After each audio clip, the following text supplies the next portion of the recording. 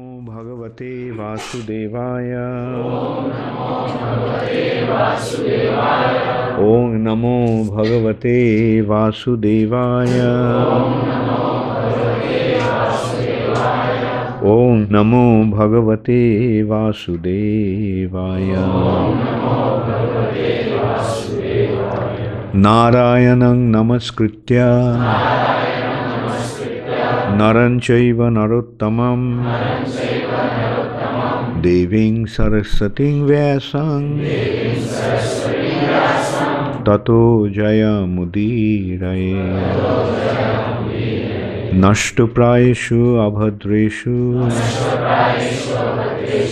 Nittang Bhagavata Sevaya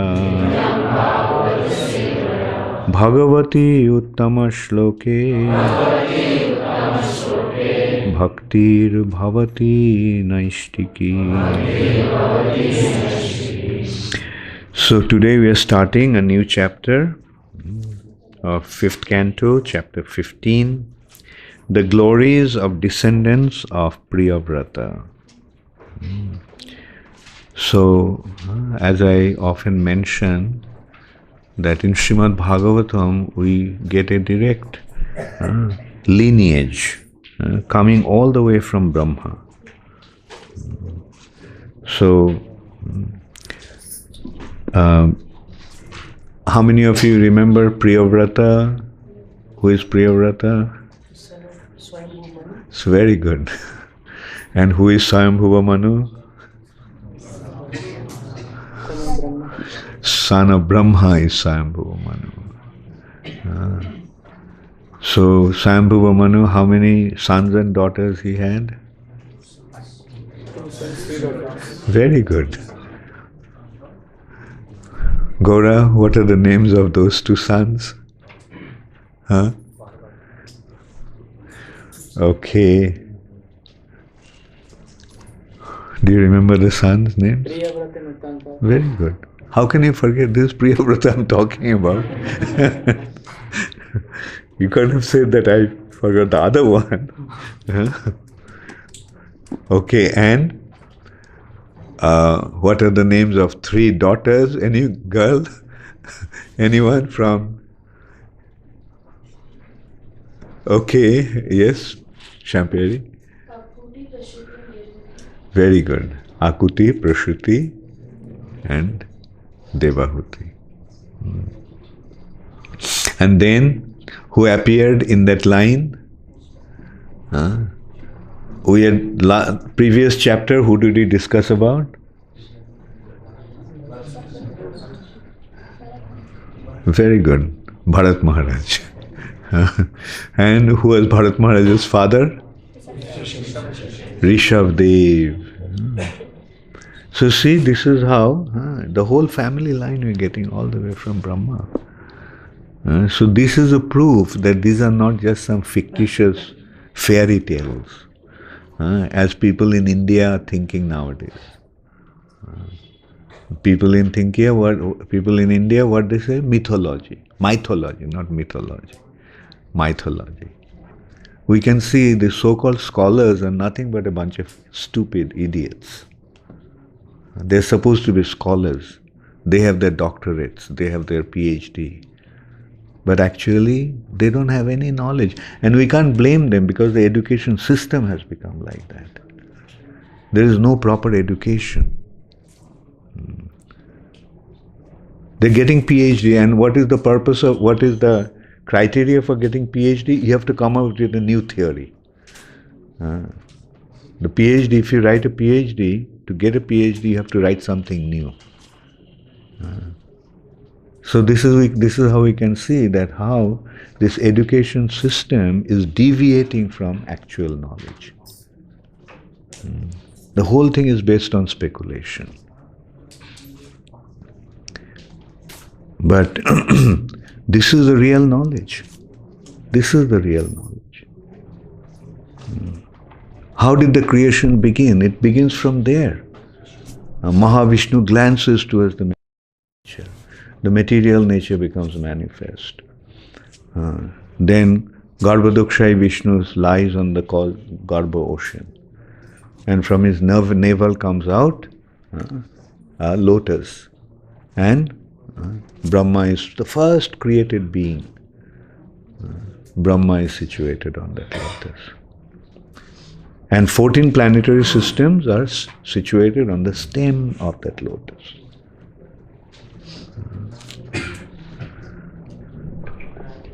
So, is this scientific, or their Big Bang theory is scientific? And all these so-called scholars are going after this Big Bang. And their thing is there is a Big Bang.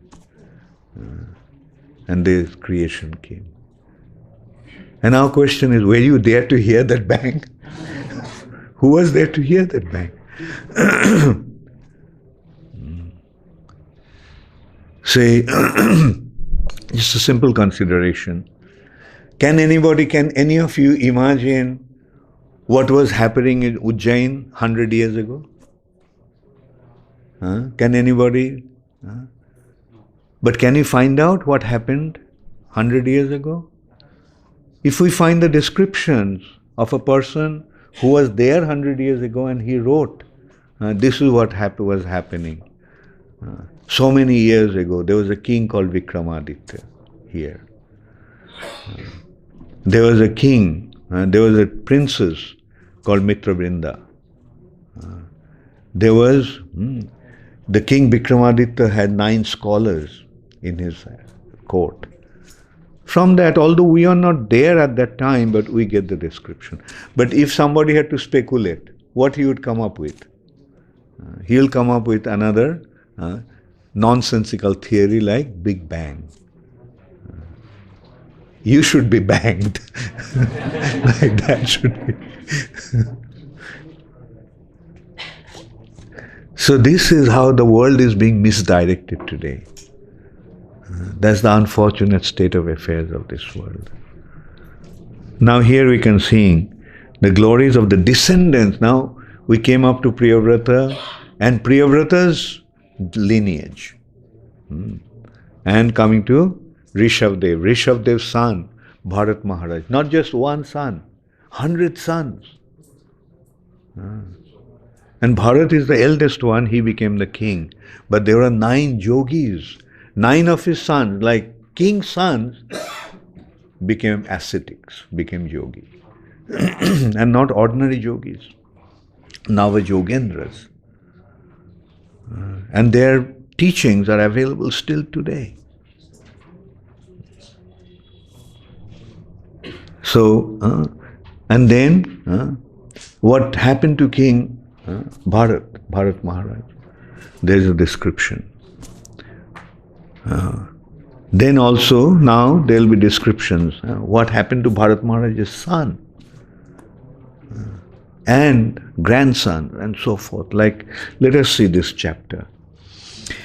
The glories of the descendants of, I'll just read the summary of this before I go to the verse. In this chapter, the descendants of Bharat Maharaj and many other kings are described. The son of Maharaj Bharat was named Sumati. He followed the path of liberation given by Rishabdev. Some people mistakenly thought Sumati to be the direct incarnation of Lord Buddha. The son of Sumati was Devatajit, and his son was Devadumna. Devadumna's sons was Parameshthi, and his son was Pratiha. Pratiha was a very great devotee of Lord Vishnu, and he had 3 sons named Pratiharta, Prastota, and Udgata. Pratiharta had 2 sons, Aja and Bhuma. The son of Bhuma was Udgita, and the son of Udgita was Prashtava, and the son of Prashtava was Bibhu, and the son of Bibhu was Prithushena, whose son was Nakta. The wife of Nakta, Druti, gave birth to Gaya, who was a very famous and saintly king. Actually, King Gaya was a partial incarnation of Lord Vishnu, and because of his great devotion to Lord Vishnu, he received the title Mahapurusha. King Gaya had a son named Chitraratha. Sumati and Abarodh had sons named Chitraratha, Sumati, and Avarodhana. The son of Chitraratha was the emperor Samrat, and his son was Marichi, whose son was Bindu. Bindu's son was Madhu, and Madhu's son was Birabrata. Birabrata's two sons were Manthu and Pramanthu, and the son of Manthu was Bhovana. The son of Bhovana was Tashta, and the son of Tashta was Biraja, who glorified the whole dynasty. Biraja had 100 sons and one daughter. Of these, the son named Satyajit became very famous. Now, does it sound like fairy tale? To write a fairy tale like that, one must be very, very brilliant. What an imagination. And not only giving the names, the descriptions of their activities. So we have to, this is the intelligence is to accept the Vedic scriptures as the source of knowledge.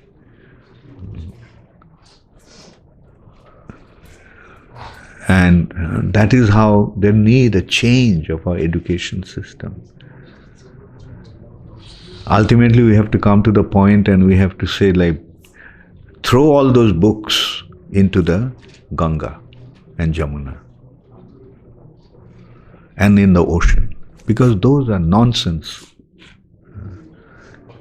Technologically, they may have made some advancement, but what is that knowledge?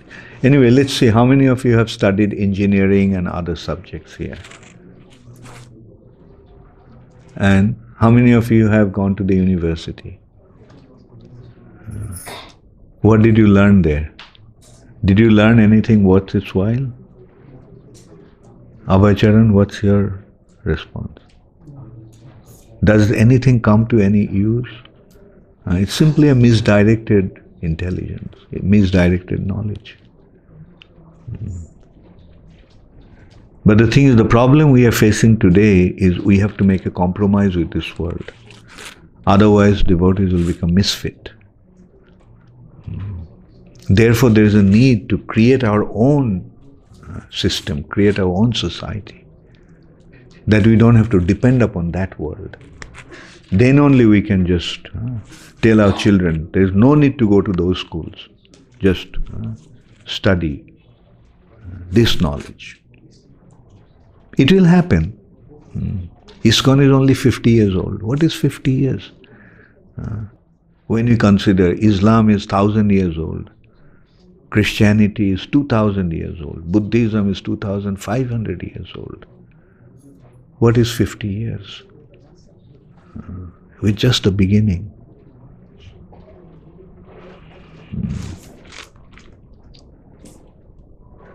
So, anyway, this is in a prose form, the text. So I'll just read it through and discuss about it. Shri Shuka Uvacha Bharatasya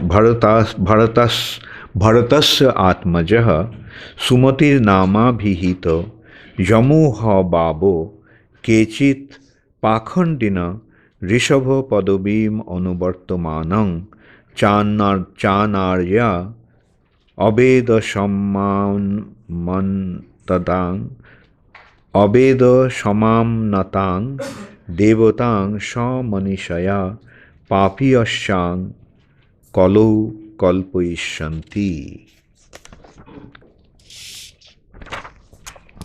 So, the translation, Shri Shuka Uvacha. Shri Sukadev Goswami said, Bharatasya, of Bharat Maharaj, Atmajaha, the son, Sumatihi Nama. Okay, it's longer than it. Sumati Nama Abhita. Named Sumati. Yam, unto whom. Uha Baba. Indeed. Kechit, some, Pakhandinaha, atheists, men without Vedic knowledge. Rishabha Padabim, the path of King Rasavdev. Anubartamanam, following. Cha, and. Anarya, not belonging to the Aryans, who strictly follow the Vedic principles. Aveda Shamam Natam, not enumerated in the Vedas. Devatam, to be Lord Buddha or a similar Buddhist deity. Sa Manishaya, by their own mental speculation. Papi Asha, most sinful. Kalau, in this age of Kali. Kalpaishanti, will imagine. Translation by His Divine Grace, Srila Prabhupada. Srila Sukadeva Goswami continued, the son of Maharaj Bharat, known as Sumati, followed the path of Rishabdev. But some unscrupulous people imagined him to be Lord Buddha himself. These people, who were actually atheistic and of bad character, took up the Vedic principle in an imaginary, infamous way to support their activities. Thus, these sinful people accepted Sumati as Lord Buddha Dev and propagated the theory that everyone should follow the principles of Sumati. In this way, they were carried away by mental concoctions. Please repeat after me. Srila Sukadeva Goswami continued. The son of Maharaj Bharat, known as Sumati, followed the path of Rishabdev. But some unscrupulous people imagined him to be Lord Buddha. These people, who were actually atheistic and of bad character, took up the Vedic principles in an imaginary, infamous way to support their activities. Thus, these sinful people accepted Sumati as Lord Buddha Dev and propagated the theory that everyone should follow the principles of Sumati. In this way, they were carried away by mental speculation. Purport by Srila Prabhupada. Those who are Aryans strictly follow the Vedic principles. But in this age of Kali, a community has sprung up known as the Arya Samaj, which is ignorant of the import of the Vedas in the Parampara system. Their leaders decry all bona fide acharyas, and they pose themselves as the real followers of the Vedic principles. These acharyas who do not follow the Vedic principles are presently known as the Arya Samaj or the Jains. Not only do they not follow the Vedic principles, but they have no relationship with Lord Buddha. Imitating the behavior of Sumati, they claim to be the descendants of Rishabdev. Those who are Vaishnavas carefully avoid their company because they are ignorant of the path of the Vedas. In the Bhagavad Gita, Krishna says, Vedaischa sarvair ahameva vedya. The real purpose of the Vedas is to understand me. This is the injunction of all Vedic literatures. One who does not know the greatness of Lord Krishna cannot be accepted as Aryan. Lord Buddha, an incarnation of Lord Krishna, adopted a particular means to propagate the philosophy of Bhagavad Dharma. He preached almost exclusively among atheists. Atheists do not want any God, And Lord Buddha therefore said that there is no God. But he adopted the means to instruct the followers for their benefit. Therefore, he preached in a duplicitous way, saying that there is no God. Nonetheless, he himself was the incarnation of God. Om Ajnanatimirandhasya Jnananjana Shalakaya Chukshurunmilitam Yena Tasmai Shri Gurave Namaha. Namam Vishnupadaya Krishna Pristhaya Bhutale Srimate Bhaktivedanta Swami Niti Namine Namaste Saraswati Deve Gauravani Pracharine Nirvishesha Shunnavadi Paschatta Deshatarine Vancha kalpatarubhascha kripa sindhubhayeva cha patitanang pavanebhyo vaishnavebhyo namo namah. Shri Krishna Chaitanya Prabhu Nityananda Shri Advaita Gadadhar Shivasadi Gaur Bhakta Vrinda Hare Krishna Krishna Krishna Hare Hare Hare Rama Rama Rama Hare Hare. Yes, Srila Prabhupada covered a lot in this purport, although not very long, but this purport says a lot. Rishabdev, what was the activities of Rishabdev like? Who remembers? Rishabdev, he was an abodhut. Abodhut means one who does not have any external consciousness. Like a madman. But is the abodhut a madman? No. Madman is a person who has a deranged mentality. Whose mind doesn't function. Whose intelligence doesn't function. Like that is a madman. Isn't that Rupa Gaura? Isn't that the definition of madman? A person with a deranged mind, whose mind doesn't function. And but in that respect we can consider two opposites often look alike. Like the sunrise and sunset, aren't they opposite? But they look alike. So one extreme is a person whose intelligence is completely lost, whose mind doesn't function. And the other extreme is super conscious. Super conscious means Krishna conscious.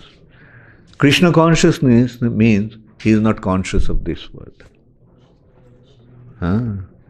So one person cannot relate to this world and the other person doesn't want to relate to this world.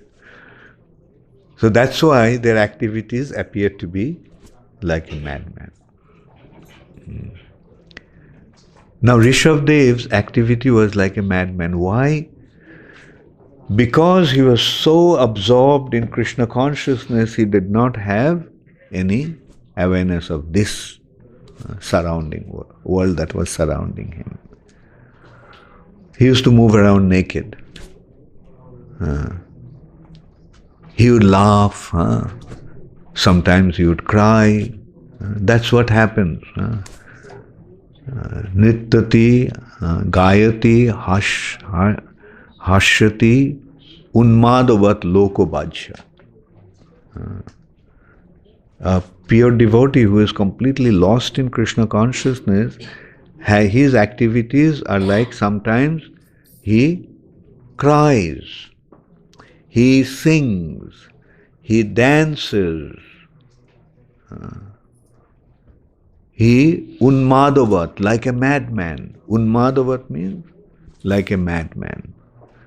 Lokobhajya, without having any consciousness of his external surrounding. Rishabdev was a king.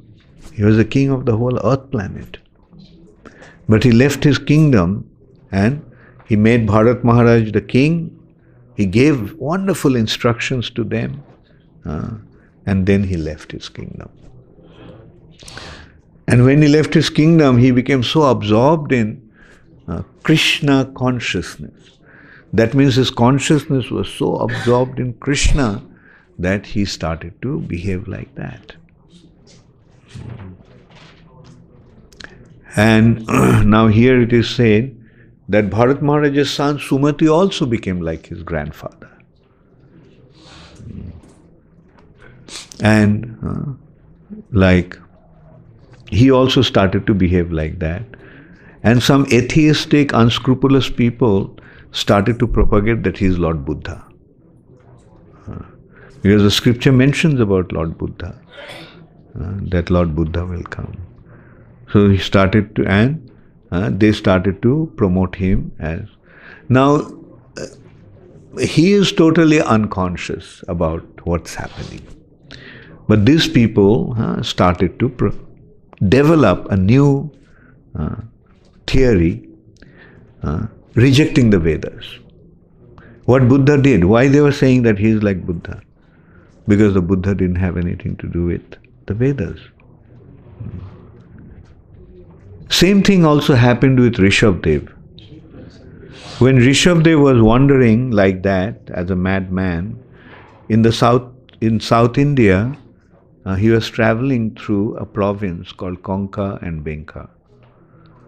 And the king of Konka and Benka became envious of him. His name was Arhat. It's all described in Srimad Bhagavatam. So he was thinking, I am a king and nobody follows me like that. And this man is naked, doesn't have anything, no place to stay, doesn't even know what he was going to eat. And see, so many thousands of people are following him. So he started to imitate the activities of Rishabdev. And a new religion, and the thing is, when they practice like that, what happens? The Vedic scriptures are rejected. Normally, the religious principles means to follow the Vedas. And these people, these activities, there is no need to follow the Vedas. You can just behave like that. But what's the goal? Like Buddha Dev gave the goal to them, to become nothing. Why? Because if you are a nonsense, then it's better that you become nothing.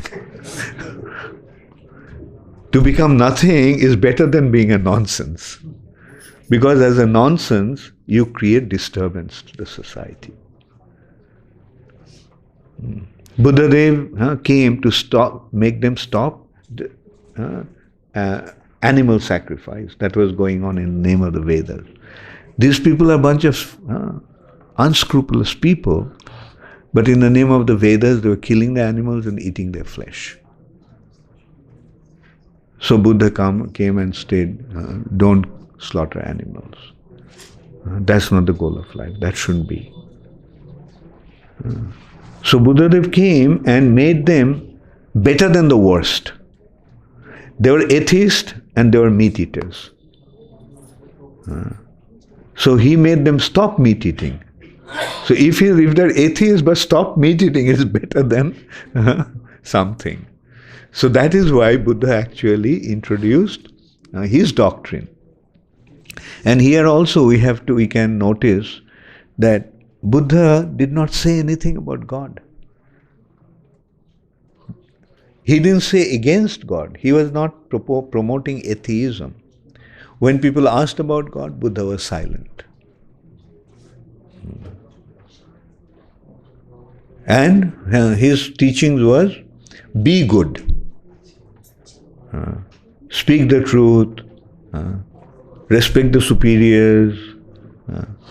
Don't cause violence. Just as the Christians have their 10 commandments. You should not kill. Thou shalt not kill. You should love your neighbors as yourself. Like the people, those who are completely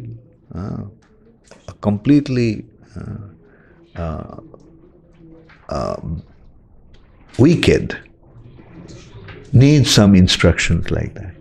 Does a good man need these instructions? Does a person who is non-violent by nature, a person who doesn't inflict pain even on an ant, does he need to be told, you should not kill? Will the teacher go and tell him that? No. Those who are killing, he needs to be instructed in that. You should not kill. So this is how Buddha was presenting his thing. Like Mayavadam, the purpose of Buddha's appearance has been described by in Dashavata Sutra. Nindasi jagya videraha shruti jatang sadaya hridaya darshita poshughatam keshavadhrita buddha sharira. Nindasi, criticizing, jagga videraha, the jagga vidhi, sacrifice, shruti jatang, which came from the Vedas. Why? Sadaya hridaya darshita poshughatam. Sadai, his tender heart, his merciful heart. Sadaya hridaya darshita poshughatam, seeing that the animals are being slaughtered. Keshavadhrita buddha sharira. Keshav, Krishna, assumed buddha sharira. Now to go back to Rishabdev as Konka and Venka king of King Konka and Venka, Arhat, he started to imitate. Now, can one imitate the activities of a person who has no awareness of the surrounding, who is behaving like a madman? It happens.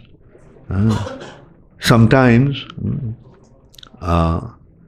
some devotees behave in some unusual way, and some unscrupulous people who want to be known as a famous person or glorified, they start to imitate their activity. Like for example, one day a snake charmer was singing about Lord Shiva, playing his instruments, a snake charmer. And Haridas Thakur, hearing that, became so absorbed that he started to dance like a madman. And there was a Brahmana. Everyone was so impressed. So he thought, well, this guy is getting so much appreciation, so much recognition. So he also started to dance. But what did the snake charmer do? He took up a stick and started to beat him. And he ran away from there. See, if somebody was in ecstasy and had having this kind of experience, then even if somebody beat him or insulted him, he would not feel it because he doesn't have any external consciousness. That's why he is behaving like that. So imitating those activities of an exalted devotee should never be done. One should listen to the instructions of those devotees. And as a matter of fact, the Uttamadhikari Vaishnavas do not even instruct, do not even preach. It is the Madhyamadhikari devotees who preach. They follow and they preach. Therefore, Madhyamadhikari devotees should be, their footsteps should be followed. Now, this king Arhat, started to imitate the activities of Rishabdev. And as a result of that, what happened? How many Jains are here?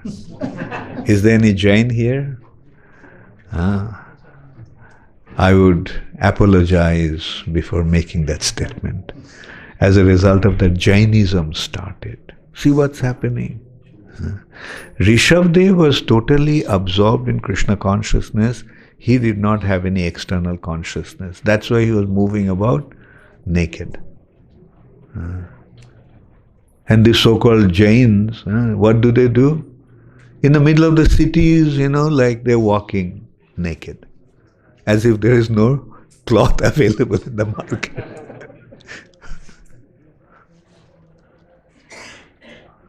And people are so misdirected. The other day I was told that some Jain sadhus were walking naked, and so the chief minister also started to walk with them.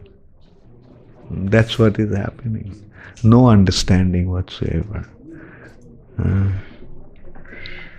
And he started to walk. He at least took off his shoes to walk with them. And as a result of that, he got a blister in his feet. So these are the unfortunate things. Anyway, this shows that how ignorant people have become. No understanding. One should actually consider, why should one do that? If one doesn't have any external consciousness, like Sukdev Goswami, he was moving about naked. The 4 Kumars, they're remaining naked. But that is because they don't have any external consciousness. They don't feel the need because they are not at all in the body consciousness. So in whichever condition the body is, they don't care. Anyway, this is how Jainism started. That's why, what the Jains say? Who is the original saint? Rishabdev. They draw the line from Rishabdev. And who is after Rishabdev? They call him as Arihant. Bhagavatam describes him as Arhat. They describe him as Arihant. And in this way, they go like their line. And then came Mahavir.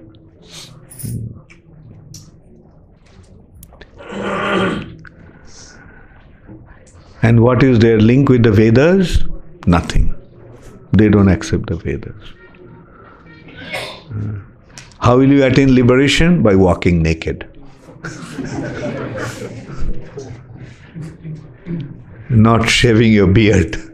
Pull the beard and moustache. What's the use? Are we going to achieve spiritual success by our material activities, bodily activities? No. Spiritual progress will come from our spiritual activities. And spiritual activities mean soul's connection to Krishna. The part's connection to the whole. A simple consideration.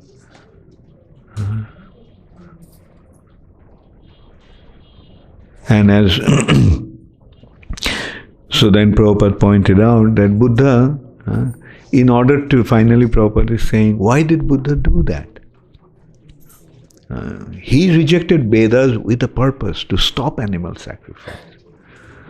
Because this undesirable activity was going on in the name of the Vedas, therefore it says, reject the Vedas. There is no need, not reject the Vedas, there is no need to follow the Vedas. As it is, people are not following the Vedic teachings. In the name of the Vedas, they were sacrificing animal, saying that this is the activity that has been prescribed in the Vedas. kill the animals. So he said, no, don't kill animals. Don't inflict pain on others. Because if you inflict pain on others, that pain will come back to you. Just as we find Narad Muni's instruction to Mrigari. He told Mrigari that you are inflicting pain to these animals now, and the same pain you have to go through. Because as you sow, so shall you reap.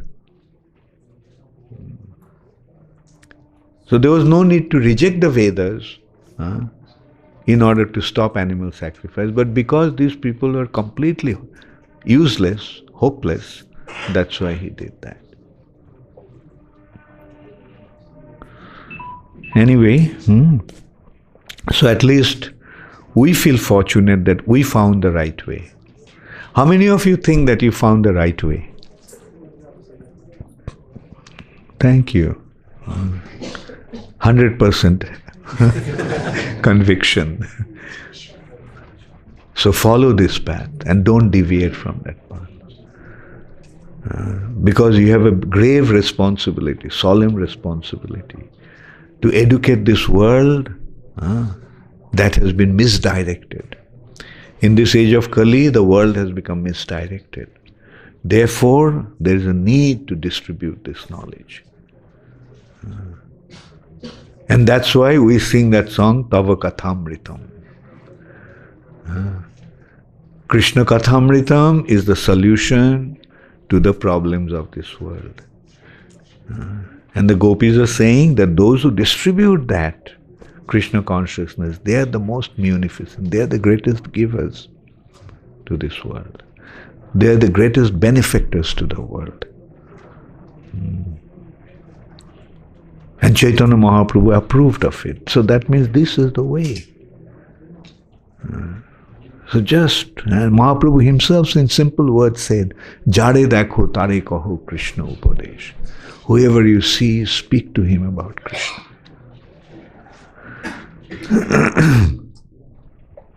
At least among yourselves you speak about Krishna. I'm also seeing one kind of attitude is developing here among some devotees. They want to go here and there and study Bhagavatam. As if Bhagavatam is not being studied here. What is happening here? What are we doing here? So why do we have to go to some other place to study Bhagavat? And it's not just studying Bhagavat, application of Bhagavat is the important thing. To preach and practice, that is what is Bhagavat. Just talking about Bhagavat is not enough. Preaching about Bhagavat means make the world Krishna conscious.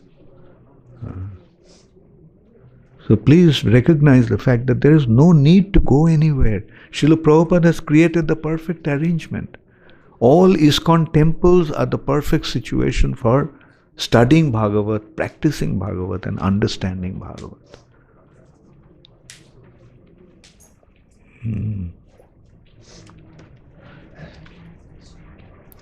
So, and time and time again from the scriptures what we are seeing, service and service and service. Not just some intellectual cultivation. Memorizing the verses, Bade Pandit ban gaye. Prabhupada told me, when I told Prabhupada that I wanted to learn Sanskrit, Prabhupada's question was, why? I tried to give him excuses, why? And Prabhupada smashed me one after another. And then finally Prabhupada told me that there are so many Sanskrit scholars, but what are they doing? What are they doing about spreading Krishna consciousness? And Prabhupada quoted a verse saying, Gyano khale jathashati, just like a lamp covered by a basket. If a lamp is covered by a basket, will the lamp be of any use? Will the lamp give out the light? No. So Prabhupada compared those Sanskrit scholars are like that. They have the knowledge of Sanskrit, but they're not giving the light to this world. On the other hand, when a child spoke to a minister who came to see Srila Prabhupada, "Do you know Krishna?" And the minister jokingly said, "No, I don't know Krishna." She said, "Oh, you don't know Krishna? Krishna is the Supreme Personality of Godhead." And when Prabhupada heard that, he said, "This is preaching."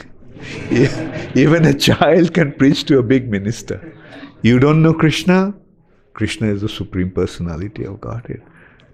And actually all these big people need to hear that.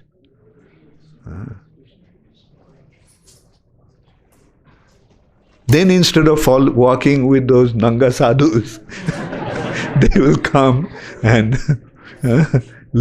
sit in this class and listen to this Bhagavat Katha.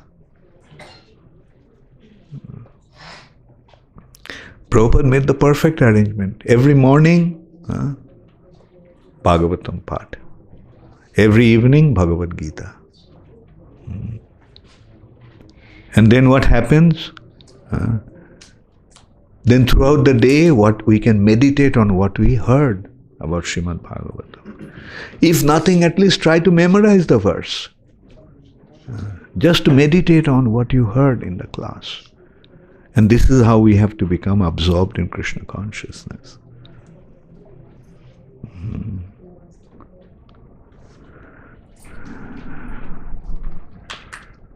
And we are seeing the movement is expanding. This movement is expanding. Why? Because the devotees are going out and preaching. Devotees are going out distributing Prabhupada's books. And people are becoming affected by that.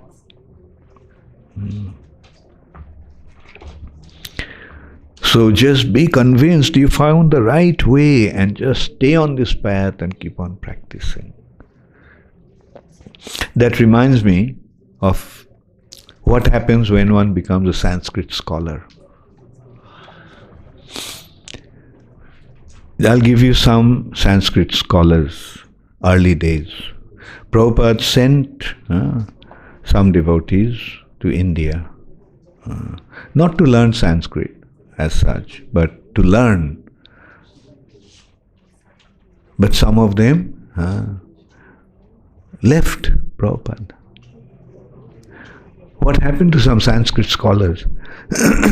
They started to find faults with Prabhupada's writing. And as a result of that, where are they? Whereas we are seeing what Prabhupada's writing is doing all over the world.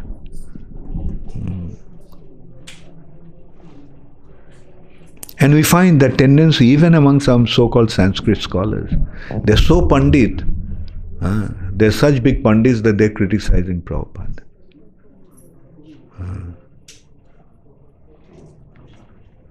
So I'll give you the simple process. Have implicit faith in Srila Prabhupada that he is a representative of Krishna to spread Krishna consciousness according to his prediction all over the world. Yes, there is some mistakes in the books.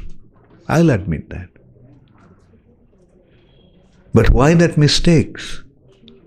Because Prabhupada translated the thing in dictaphone.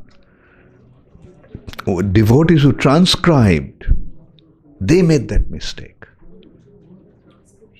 And Prabhupada didn't have the time to go through all the writings himself. And those days there was nobody who could properly edit his writings.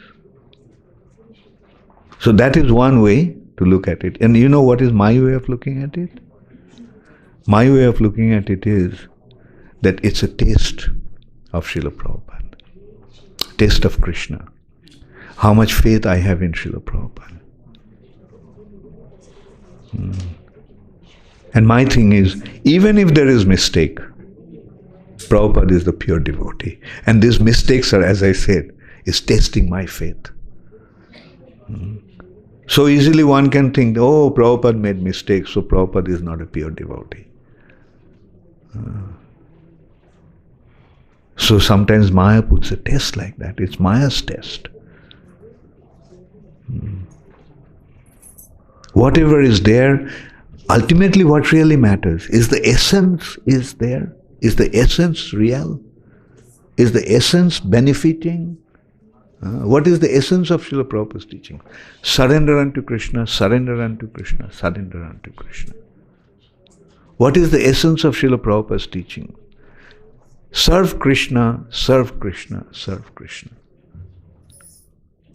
What is the essence of Srila Prabhupada's teachings?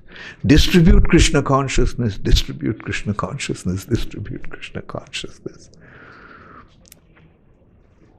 So can we go wrong just following these three things? So that's what we need to do.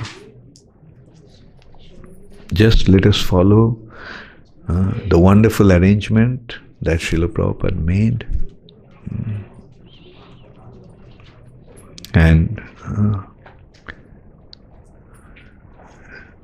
I can tell you, in 40 years of my spiritual life in ISKCON, there was never a moment when I felt that I made a mistake joining this movement.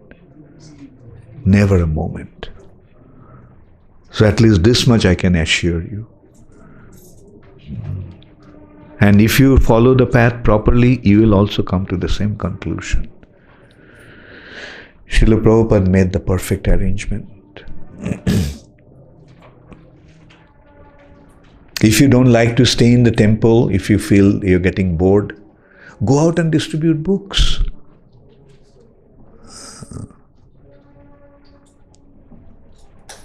And I tell you, book distribution is so purifying.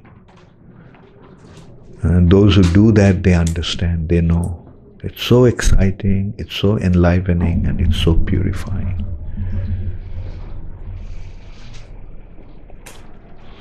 Okay, thank you very much. Hare Krishna, Gaur Premanande, Hare Hare Gaur. Does anybody have any question? Yeah, there's some question. Come in.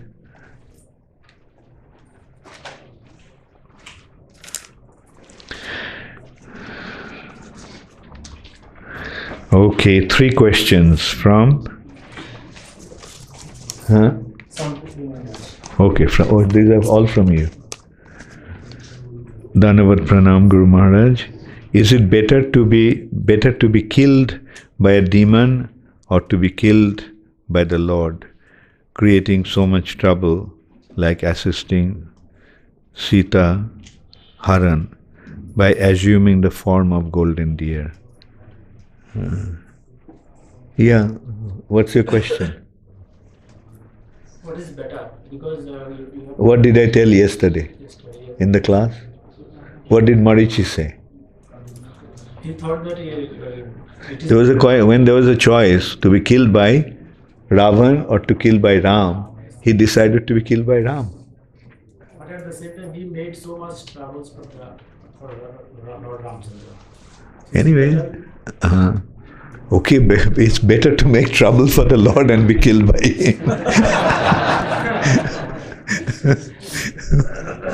than killed by a demon like Ravan.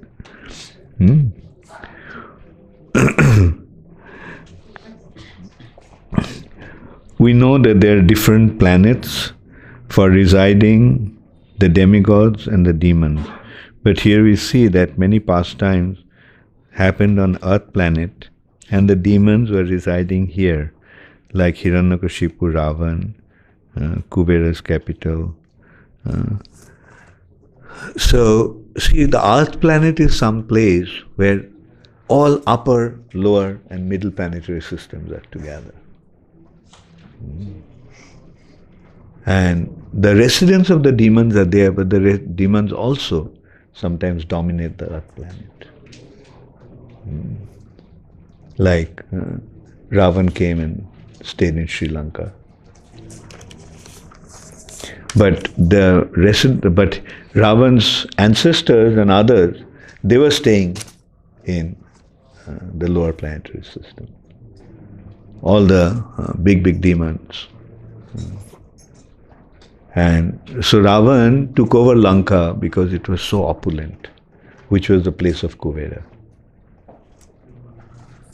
He came and he made his capital here. Actually, why Kuber made his capital here? Because he's a demigod. It was given by the Lord for his residence, this Lanka.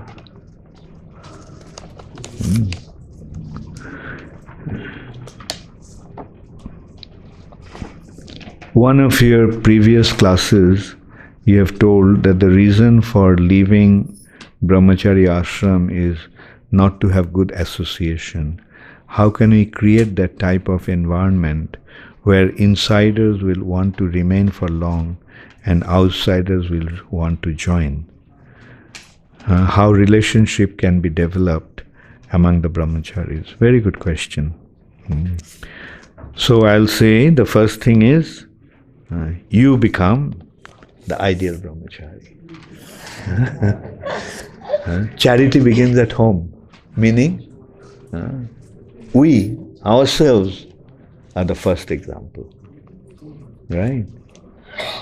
Like, you see, otherwise what happens if we start thinking, well, which brahmachari is the ideal brahmachari, is not behaving properly, we'll develop a tendency to be critical. Therefore, we take it better to take it upon ourselves. Let me become an ideal example. So much so that the devotees, those who are here, will want to be here, and those who are from outside, they will also want to be here. All right? So by seeing you, all other brahmacharis will be inspired. And they'll start to follow you. All right? So will you become an example? Thank you. I wish you all the best. So there are some questions from the internet. Let's see.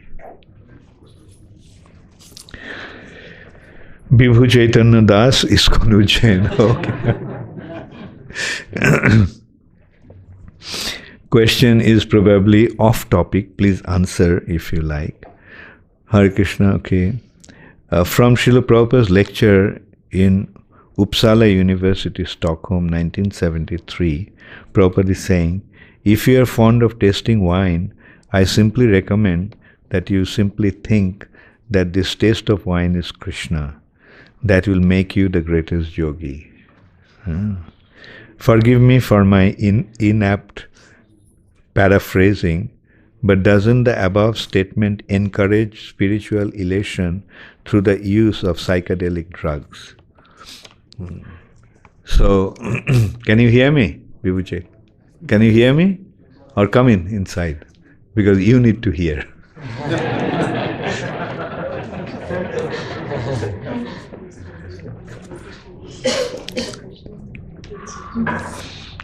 You see, one of the qualifications of a preacher is he knows what to say to whom. Right? Now, you see, Uppsala University in Stockholm is one of the biggest education center. It's a whole city, actually. And you know how the atmosphere of the university is, right? So that's why Prabhupada felt that instead of telling them no meat eating, no intoxication, no illicit sex, and no gambling, that would make them immediately negative to Prabhupada's teaching. Therefore, Prabhupada is actually pointing out that what you appreciate, you try to see Krishna in that. You like to drink, see Krishna as the taste of the wine. As Krishna says, I am the taste of water. Now, as you are saying, won't it promote? Obviously, this lecture is not meant for temple devotees. Those who are drinking wine, but Prabhupada knows that in this way, when they become Krishna, when they take to Krishna consciousness, When they start to chant the holy name, they'll automatically give it up. So it's not actually promoting, it is actually preventing eventually. So I heard in the lecture that there were some devotees, they were quoting Patra Pushpam Phalam, and they were offering marijuana to Krishna. And they were smoking it, and then they used to say that when they read Krishna book after smoking it, they see Krishna. So that's what I was worried about. Okay, where are those devotees?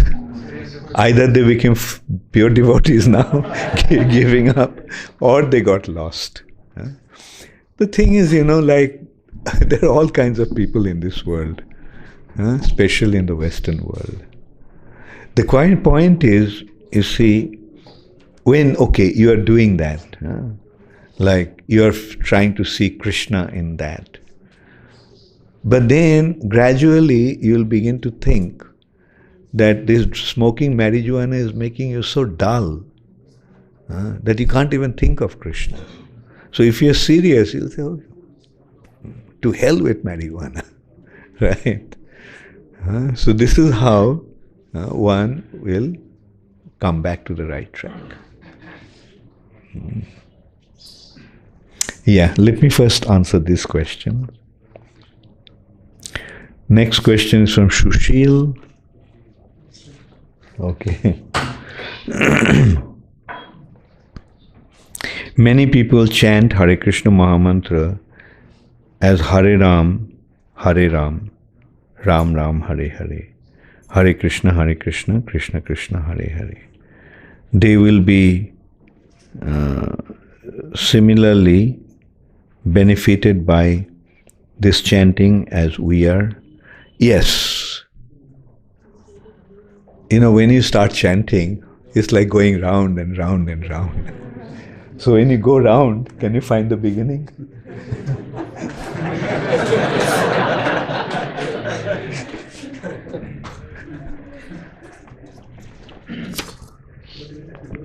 Dina Vatsala Das from the internet. Book distribution is indeed a wonderful service, but sometimes after trying for a while, if books don't go, I lose enthusiasm. How to maintain constant enthusiasm even if one is not having good results in book distribution? Yeah.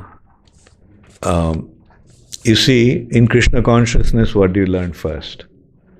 To be attached to result or to render service? So,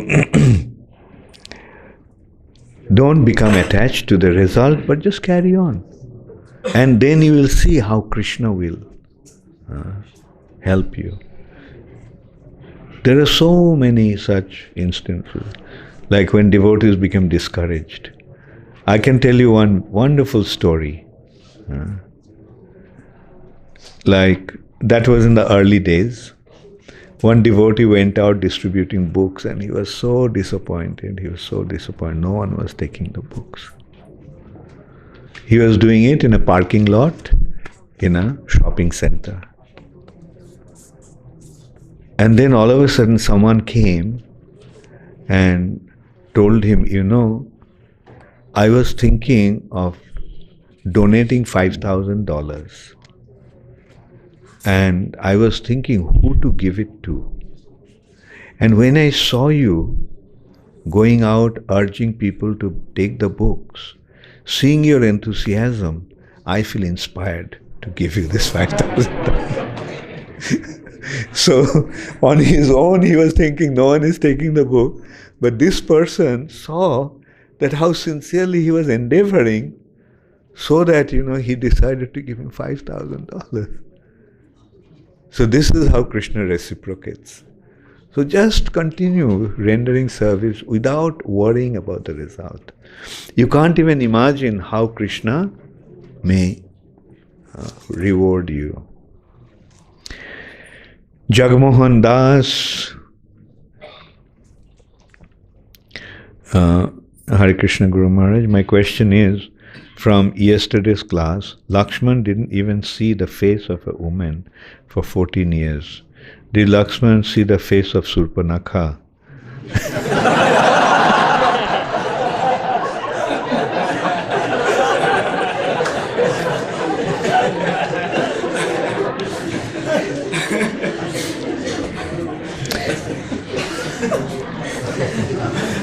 From that description, no, Lakshman did not.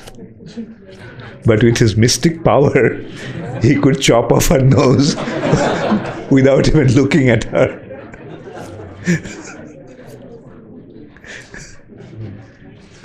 Yes, Kishori. हरे कृष्ण मेरे 2-3 पहले के question आज तक 3 question Guru Maharaj जी के साथ ने अभी कहा कि हमको सिर्फ भगवतम पढ़नी नहीं, हमको जीवन में उतारनी है। तो पढ़ने के पहले तो प्रार्थना ये रहती श्रील प्रभुपाद से कि आपने जो भी लिखा निर्देश वो मेरे लिए, पढ़ते होकर निर्देश तो मिलता ही हाँ मेरे लिए, पर जब प्रैक्टिकल सिचुएशन आती है तो उस निर्देश को मैं भूल जाती हूँ, तो इसको अप्लाई नहीं करता। तो तुम प्रैक्टिकल ये बताओ कौन सी स्थिति में प्रैक्टिकली अप्लाई नहीं कर पाती हो?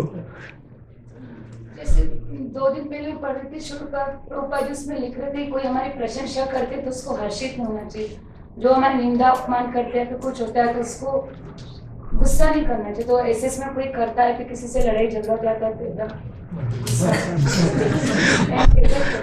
तो अगर तुम प्रभुपाद का निर्देश मान लिया तो लड़ाई झगड़ा मत करना। और जब कोई तुम्हारा निंदा करता है तो सोचना कि ओ ये मेरा दोस्त है, ये मेरा सुहृद है, मेरा शुभाकांक्षी है, कि हमको और भी परफेक्ट होने का सुयोग दे रहा है ना। ये जो गलत मैं नहीं देख पाया वो देखा और ये कितना अच्छा काम किया, मैं उसको सुधारने का अवसर मिला है। ठीक है। कल की क्लास से ये था गुरु महाराज आपने कहा कि जैसे श्री रामचंद्र ने रावण पर जीत पाई, उनको उन पर जीत पाई थी, तो मैं श्री रामचंद्र ने रावण के ऊपर जीत पाई थी, उनको मार दिया था। तो मेरा प्रश्न ये था कि मेरे अंदर भी रावण के रूप में बहुत तरह तरह के शत्रु है, तो इतने समय से हम थोड़ा बहुत साधना भक्ति करे वो तो भगवान की कृपा से दिख रहे पर वो कम नहीं हो रहे। हाँ, सोचो मत, रामचंद्र उसको संभालेंगे।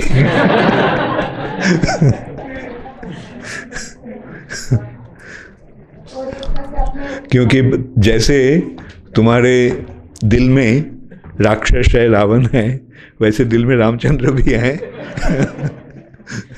हाँ, तो रामचंद्र वो सब असुरों को संभालेंगे। इसके पहले दिन गुरु जो हमको निर्देश देते हैं हमको भगवान पर निर्भर होकर करना चाहिए। जैसे आपकी क्लास के क्वेश्चन का आंसर जो आप मुझे निर्देश देते हो, भगवान से प्रार्थना करती हूँ उसको मैं अप्लाई करूँ, तो ऐसा लगता है कि भगवान सुन नहीं रहे, उसको कर नहीं पाए। भगवान सुन नहीं रहे और तुम ठीक से बोल नहीं रहे हो। ये सोचना होगा। हाँ, अगर तुम सही रूप से बोलोगे तो भगवान ज़रूर सुनेंगे। भगवान तो तुम्हारा दिल में बैठे हुए हैं सुनने के लिए। हाँ, तो तुम सही रूप से भगवान के पास प्रार्थना करते रहना। और इस सिलसिले में ये भी हमें समझना होगा कि भगवान इतना लंबा समय लेकर काम करते हैं कि उनको काम करने में थोड़ा कुछ समय लग जाता है कभी कभी। हाँ, तो हम तो बोलते हैं, उसका मतलब ये नहीं जब बोलेंगे उसी समय भगवान जवाब दे देंगे।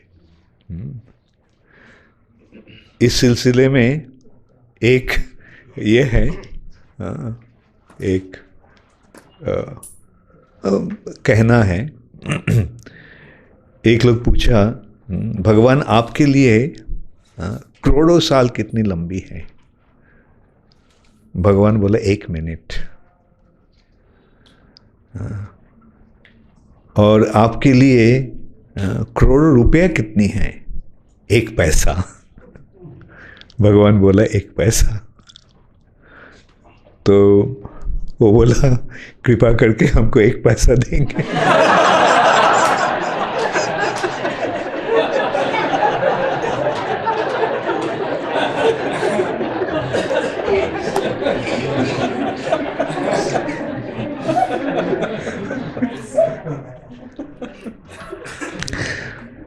तब भगवान जवाब दिया 1 minute.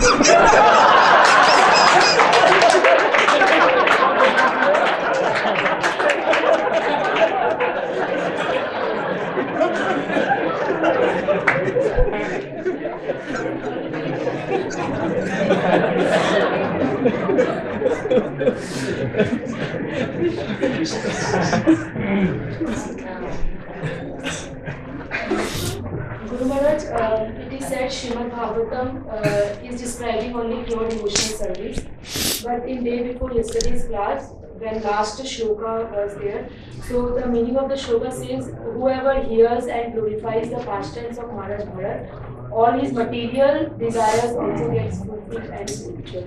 So it's sounding like karma kanda. All his material desires also gets fulfilled.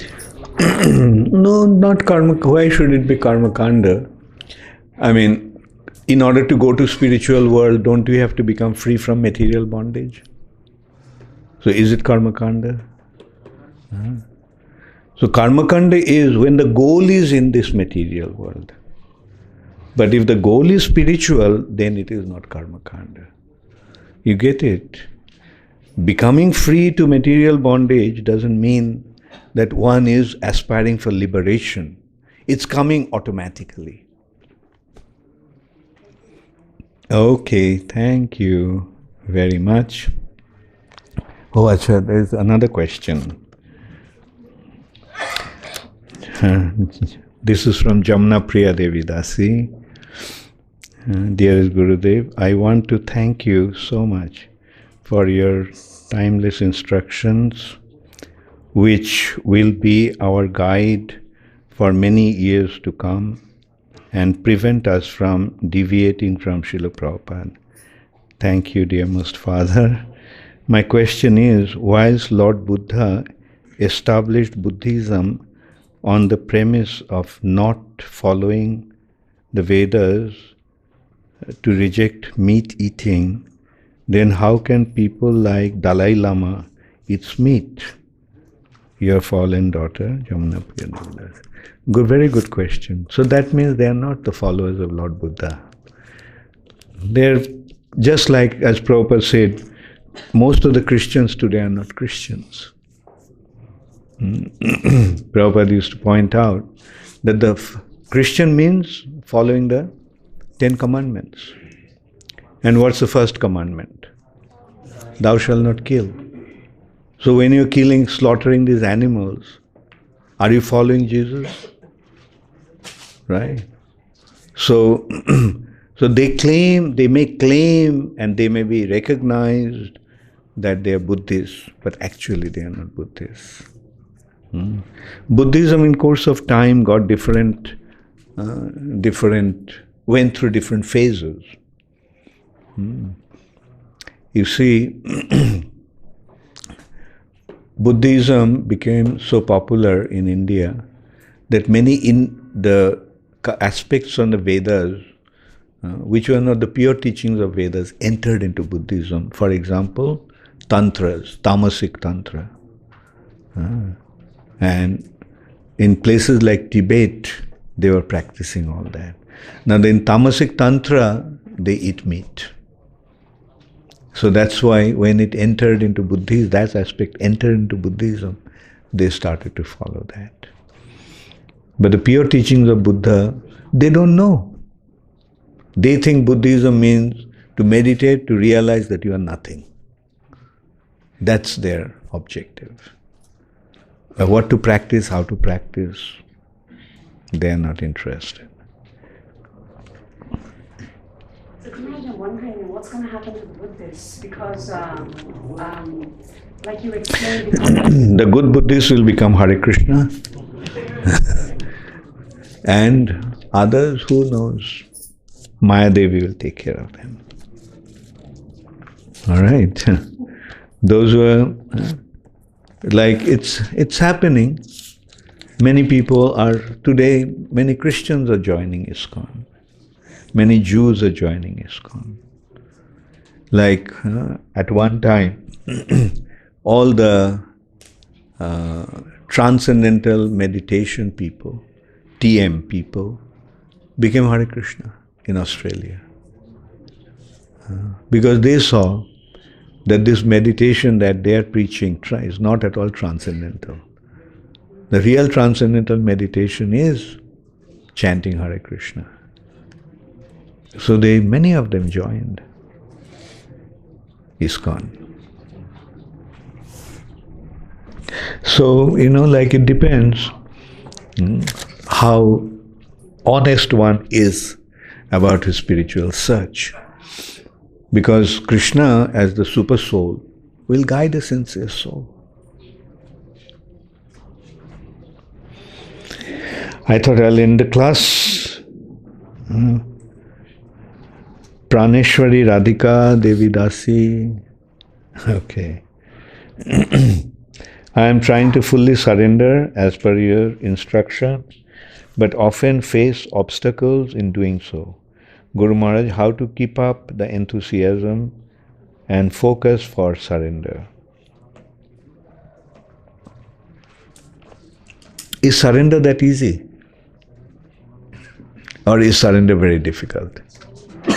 Very difficult. The surrender is otherwise very easy. But what is preventing us from surrendering is a false ego.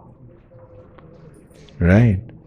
So as long as we have a false ego, it'll be difficult to surrender. So try to get rid of false ego. And try to get rid of false ego means Trinadopi Sunichena. You know the verse? No? Sri Chaitanya Mahaprabhu in his Shikshashtakam, the third verse, is describing become more humble than a blade of grass, become as tolerant as a tree. Don't desire any respect for yourself and offer all respect to others. Can you do that? Then you'll see surrendering becomes very easy. Okay?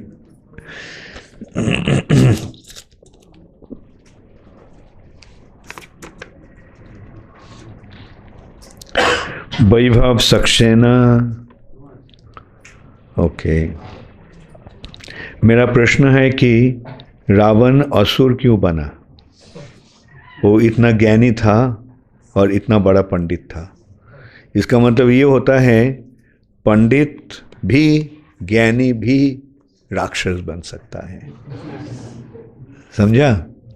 राक्षस का मतलब क्या होता है? जो भगवान को नहीं मानता है, जो भगवान के विरोधी बनते हैं. हाँ. तो जो भगवान के विरोधी है तो पंडित लोग विरोधी होता है आजकल? नहीं. हाँ, पंडित सब पंडित भक्त बन गया तो कितने पंडित भक्त बना? तुम जैसे एक दो और बाकी तो नहीं. हाँ, तो मतलब जो पंडित हो सकता है लेकिन जो भगवान को नहीं मानता है वो ही असुर बन जाता है. ठीक है? ओके. हरे कृष्ण. गौर प्रेमानंदे हरे.